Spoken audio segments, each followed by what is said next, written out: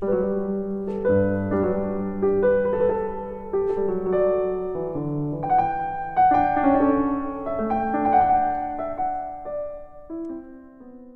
everyone, welcome back. I'm Philip.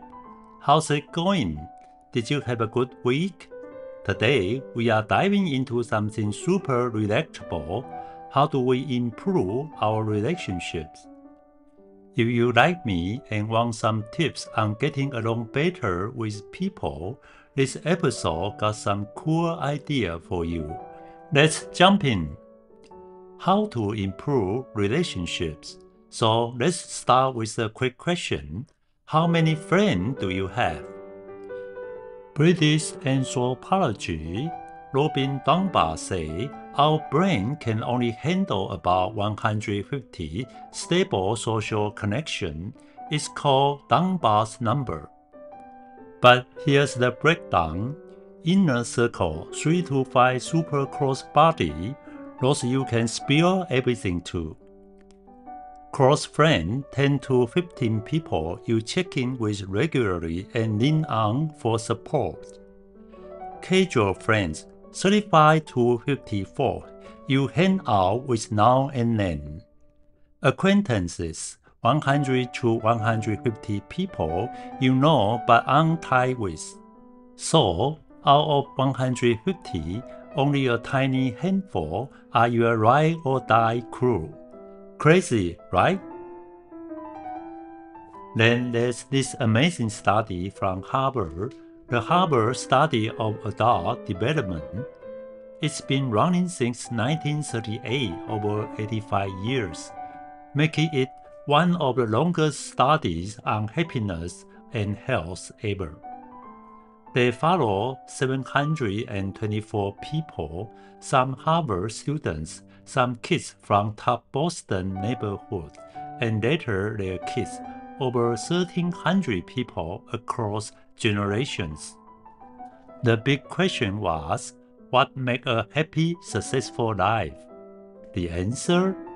Good relationships, not money, fame, or achievements. Here's what they found. Close relationships make you happier, healthier, and help you live longer. It's not about how many friends you have, but how deep those connections are. Relationships beat wealth and status every time. Drama-filled relationships mess with your health. So, what's the takeaway? Spend time and energy on the people who matter. Family, friends, your partner. Care more about relationships than cash or clout. Steer clear of toxic vibes or long-term loneliness.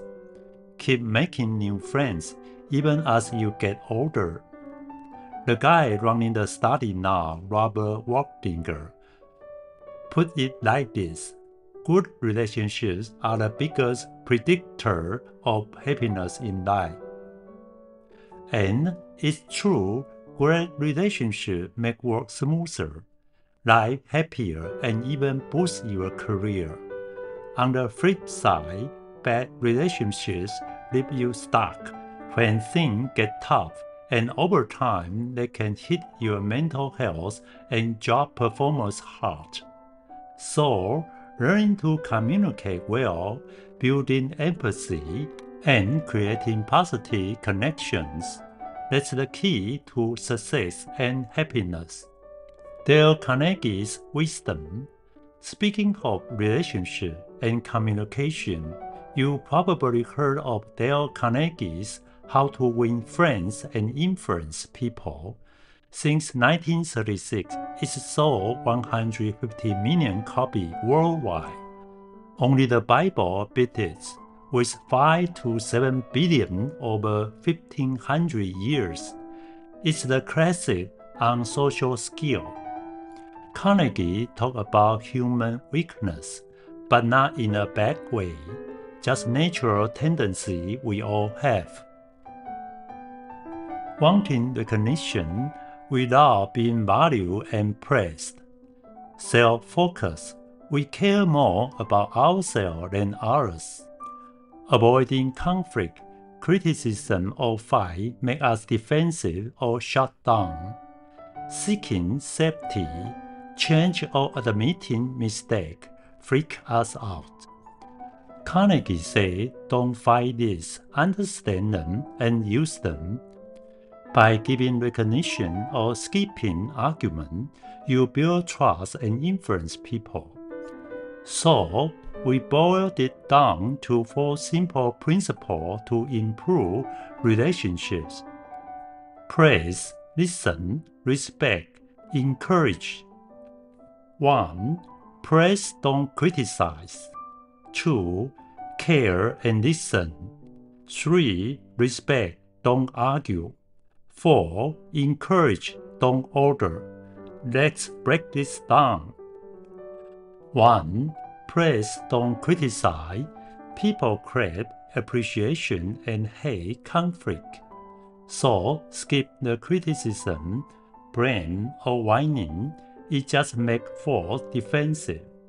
If your family or team messes up, don't yell.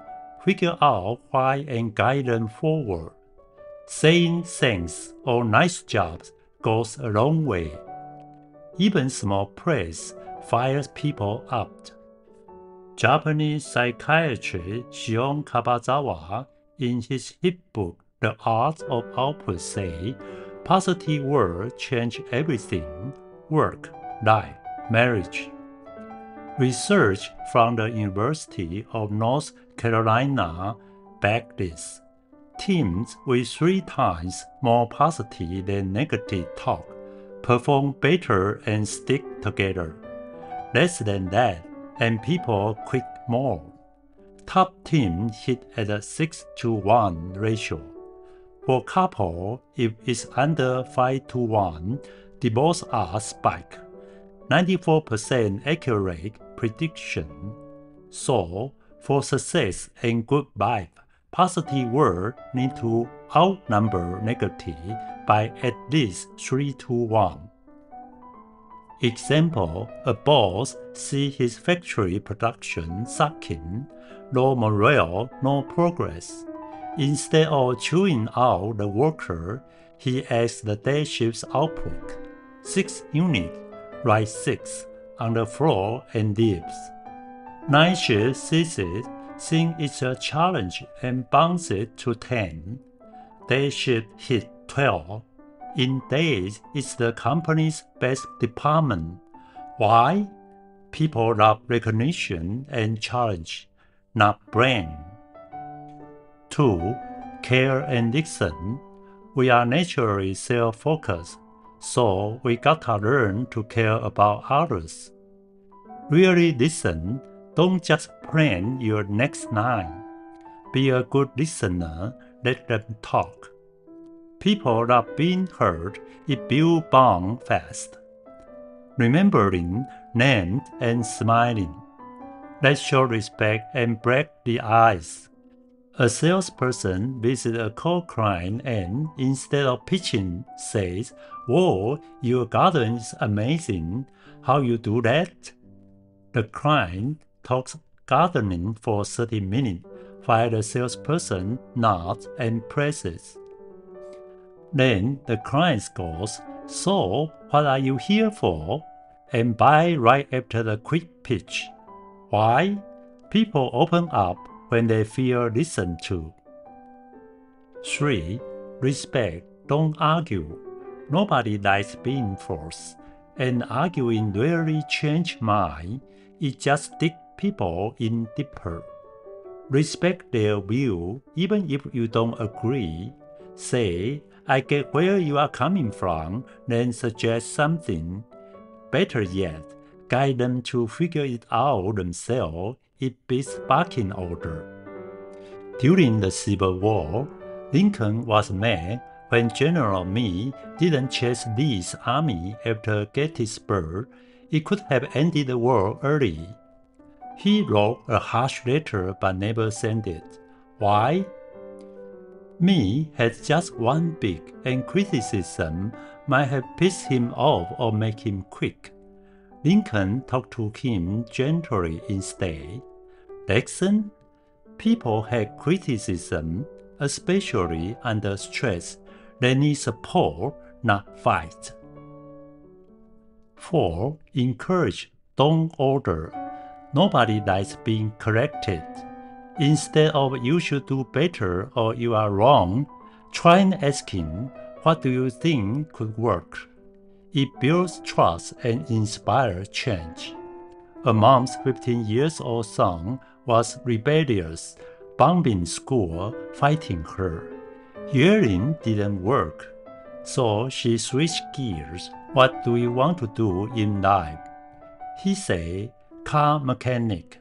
She went, "Cool, but you will need math and physics. How do you get there?" He saw and said, "Guess I will brush up on math." She encouraged him to plan it out, and soon he was studying on his own. Why? People resist force but love control. Questions beat comments. Whoa, we covered a lot. Did any of this click for you? Like, "Oh, that's why things go tense before." Maybe we miss how people tick sometime. Try these 4 principles out: praise, listen, respect, encourage. If you like this, hit subscribe and share it with someone who might need it too. Here's my wish for you. Start today, work on your communication, grow your empathy, build positive relationships. It will make your life and others happier and more successful. Take care, stay joyful, and catch you next time.